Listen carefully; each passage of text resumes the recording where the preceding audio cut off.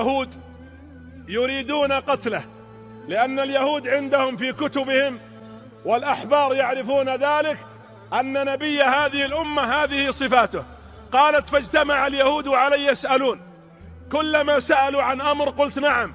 قالوا: هل كان الحمل خفيفا؟ قلت نعم. قالوا: هل وجدت ألما من ولادته؟ قلت لا. قالوا: هل رأيت نورا؟ قلت نعم. قال: هل كان ساجدا؟ قلت نعم، إلا أمرا واحدا أخفته عنهم خشية أن يفعلوا به شيئا يضره. فلما سألوا عن أبيه: هل أبوه حي؟ قالت: نعم، إن أباه موجود، الأب ليس بميت. قالوا: لو كان يتيما لقلنا هذا هو نبي هذه الأمة. فبقي النبي صلى الله عليه وسلم، ثم توفيت أمه وعمره 6 سنوات، وطيبه وحياته كلها مباركة.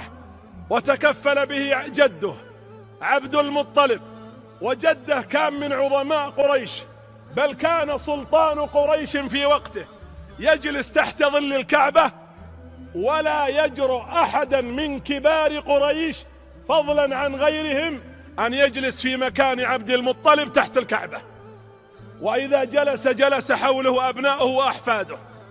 فلما تكفل بتربية النبي صلى الله عليه وآله وسلم أقبل عليه الرسول وهو ابن 6 سنوات، والمجلس يعني مكان جده الذي يجلس فيه خالي.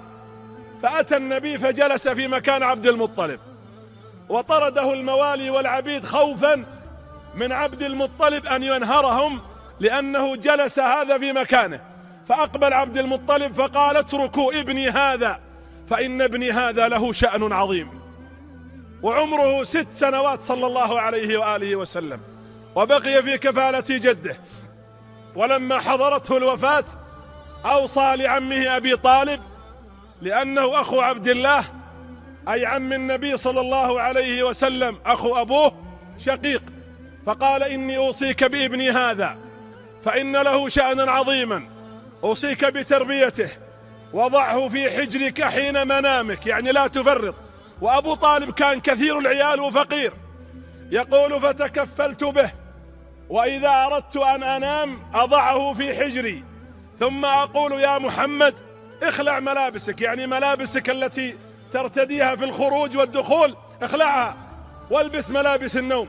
وكان يقول لي: يا عم، ما ينبغي لمحمد أن يخلع ملابسه ويرى عورته أحد، التفت من الجهة الأخرى حتى أخلع ملابسي. يقول أبو طالب: فقلت: ما شأن هذا الغلام؟ غلام صغير ويتلفظ ويقول مثل هذا الكلام. يقول: فأبعد نظري عنه ويخلع ملابس في الفراش. قال: ثم يلبس بسرعة. قال: فألتفت إليه فإذا بوجهه وجسده نور، والله الذي لا إله غيره إن هذا النور الذي يخرج من محمد كأنه مشكاة من شدة الإضاءة. قال: وأشم منه رائحة المسك كأن أحدا رشق المسك على فراشنا. وعمره لا يزال صغيرا صلى الله عليه وآله وسلم. استمر الحال بهذا النبي المبارك وتزداد بركته. لقب بالأمين قبل بعثته، وكان لا يخالط قريش لا على معصية ولا عند عبادتهم لأصنامهم، ولا يذكر أن النبي حلف بغير الله أبدا. قريش كانت تعظم آلهتها فتحلف باللات والعزى وبغيرها من الأصنام، إلا محمد صلى الله عليه وآله وسلم، ولم يأكل حراما ولم يسجد لغير الله عليه الصلاة والسلام. وأبو طالب نظر مرة من المرات إلى حاله فقير، وخديجة كانت تاجرة رضي الله عنها، وكانت ترسل وفودا في تجارتها بين فترة وأخرى، كل سنة ترسل مجموعة يأخذون مالا ويشرفون على تجارتها.